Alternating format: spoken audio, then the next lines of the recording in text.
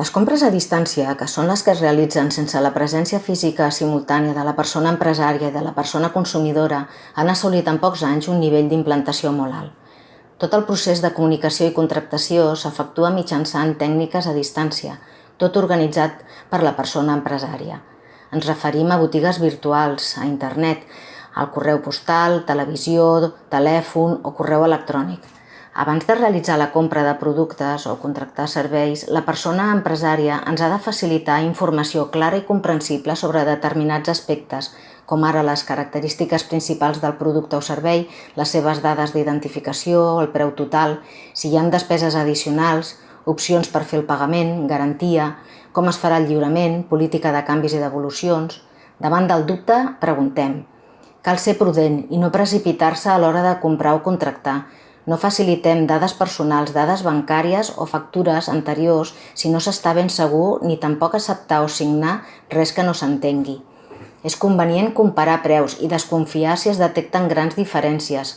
Una altra opció és buscar per la xarxa l'opinió d'altres consumidors sobre aquesta empresa. Abans de confirmar la compra, vigilem que no hi hagin opcions premarcades que puguin implicar despeses addicionals. Comprovem que el venedor ens envia la confirmació de la compra amb la referència de la transacció i conservem el missatge.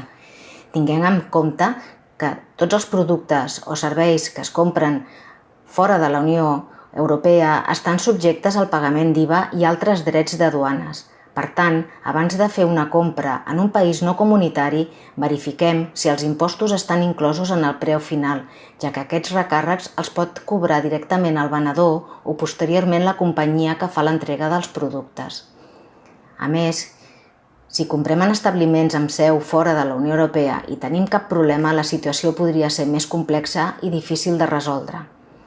En quant a opcions de pagament, són diverses. En aquest punt, abans d'introduir les dades de la targeta o qualsevol altra informació sensible, hem d'assegurar-nos que sigui un lloc segur. Una vegada realitzada la compra del bé o la contractació del servei, el venedor ha d'enviar al consumidor una factura.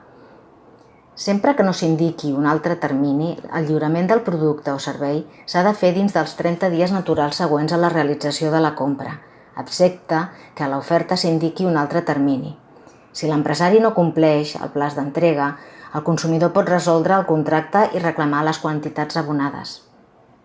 En cas que els béns sol·licitats no estiguin disponibles, la persona empresària ha d'avisar la persona consumidora perquè pugui recuperar les quantitats abonades en un termini màxim de 14 dies. L'enviament del producte ha de contenir l'adreça de contacte de l'establiment, la factura corresponent, la garantia i el formulari de desistiment. Aquest dret és obligatori en les compres a distància. El consumidor disposa d'un període mínim de 14 dies per retornar la compra o desistir del contracte, amb algunes excepcions, com és el cas de productes personalitzats o fets a mida, productes peribles com ara aliments o aquells que no es poden reutilitzar per raons d'higiene o serveis que es presten en una data concreta, com són reserves de vol, entrades d'espectacles. Només ens poden cobrar despeses de devolució si ens ho van informar en el moment de la compra o si vam triar un sistema de lliurament més costós que l'ordinari. En aquest cas, l'empresari té l'obligació d'abonar els diners en un termini màxim de 14 dies naturals des que n'és coneixedor.